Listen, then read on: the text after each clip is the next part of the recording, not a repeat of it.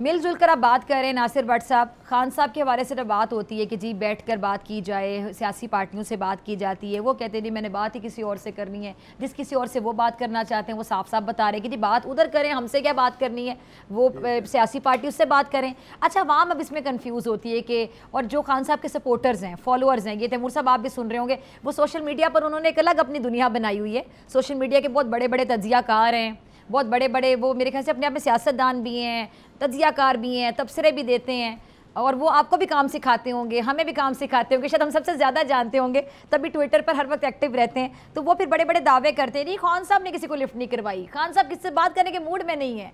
ये क्या बात है, खान साहब बात करने के मूड में नहीं, आप लोग बात करने के मूड में नहीं है, या दोनों ही बात नहीं करना चाहते, क्या है ये सीन? देखें, सबसे पहले मैं सीन बनाया है आप लोगों ने जी। बात करता हूँ। ये कह रहे थे शेख रशीद से, उसकी बात आप क्या करें, वो फारग आदमी है, उसको रावलपिंडी की अवाम ने रिजेक्ट करके फेंक दिया है, उसको वोट भी नहीं मिला।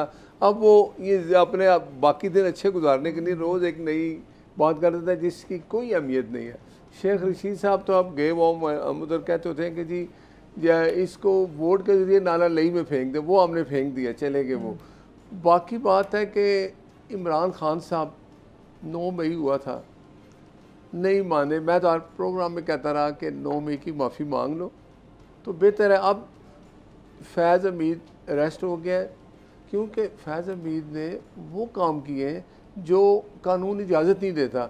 इसके लिए हम बार बार कहते रहे कि भाई इनसे आप पूछें, जब इनसे हिसाब लेंगे, इनसे पूछेंगे, अवाम के खिटार में लाएंगे, तो फिर आने वाला वक्त ऐसा होगा कि उसमें हुकूमत जब भी कोई इक़दाम करेगी तो ये नहीं कहा जाएगा जी कि वो फ़लाँ के साथ नहीं हुआ था इसलिए अब एक और बंदा भी आके ऐसा करे। मुशर्रफ के साथ हुआ ना आर्टिकल 6, तो मुझे यकीन है कि मार्शल लॉ का अब ख़तरा टल जाता है, कुछ होता ही नहीं है सब कुछ। फैज़ हमीद साहब बड़ा कुछ अब बताएंगे कि मैंने किसके कहने पे किया, इमरान खान ने ये किया वो किया।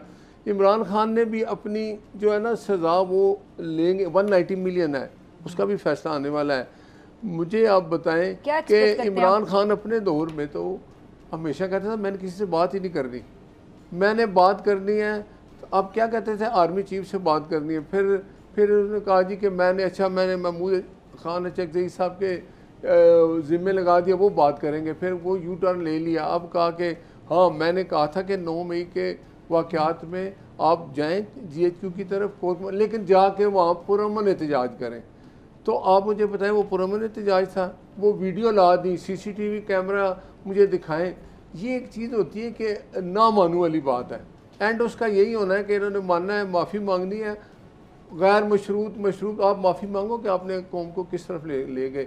अब ये जो आपने कहा जी ग्रैंड अलायंस बन रहा है, इमरान खान के साथ कोई नहीं है। PTI मुझे आज तक बताएं, ये पिछले दौर देखें, एक महीना पहले उन्होंने कहा जी कोर्ट ने इजाज़त नहीं दी इसलिए हमने अपना जलसा कैंसिल कर दिया।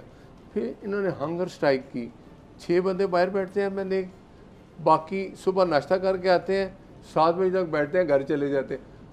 मैं कहता हूँ जी लोग इसलिए नहीं आ रहे कि आप देखें वो कौमी असम्बली के बाहर बैठे हैं ना, उनको मैं कहता हूँ जी उनका साथ देने के लिए अवाम बाहर ही आ जाती देखती, लेकिन कुछ नहीं है। फिर उन्होंने कहा जी जमात इस्लामी चलेंगे ना, जमात इस्लामी ने एक जमहूरी तरीका अख्तियार किया, एहतजाज किया, वो 3 दिन बैठे, 4 दिन बैठे, हुकूमत ने उनसे बात की, उनकी कुछ चीज़ें जो सामने आई कुछ मानी, कुछ बातें हुई तो वो चले गए। इससे पहले TLP वाले आए, वो भी एक जमहूरी तरीके से है। ये क्या करते हैं कि हम आग लगा देंगे, हम छोड़ेंगे नहीं।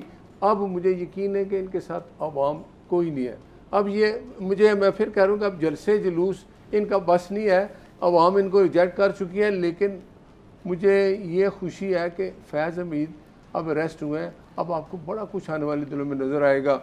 और मखसूस नशिस्तें, आप मुझे बताएं कि अदलिया अगर वो फैसला करी जो कहते हैं ना कि कानून के मुतसादिम होगा, आप मुझे बताएं, आप कहते हैं जी कि एक जमात में बंदा आ चुका है, कानून ये कहता है कि जब आप किसी जमात को ज्वाइन करते हैं तो फिर आप उसको छोड़ नहीं सकते, वरना 62, 63 आप पे लागू होता है।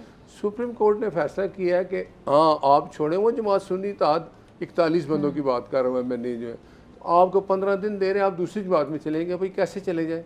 फिर वो जो दो जजेस ने इख्तलाफी नोट लिखा, उसमें ये उन्होंने कहा कि ये जो फैसला हुआ है, फिर आप ये जो 62, 63 है इसको होल्ड कर लें, तो फिर आप जा सकते हैं, वैसे तो आप फिर डिसक्वालीफाई हो जाएंगे। तो बात यह है कि फैसले तो अदालतें करती हैं, लेकिन कानून बनाती है असेंबली में। जब आप बिल पास करते हैं, असेंबली को कानून बनाती है, उसकी इम्प्लीमेंटेशन तो कोर्ट करती है, लेकिन कोर्ट अपना कानून तो नहीं बना सकती। ठीक है जी। राना सनाउल्लाह साहब का भी रद्द अमल आया है जी, वो कह रहे हैं कि जी फैजाबाद धरने में जो लोगों को बिठाया था, ये वाला केस भी शामिल होगा इसमें। हाँ, तो मैं आपको कह रहा हूँ ना कि शुरुआत होगी कि आप फिर आएगा आहिस्ता ऐसा कि आपने ये भी किया। टॉप सिटी सब्सक्राइब करें और बेल दबाएं ताकि कोई खबर रह न जाए।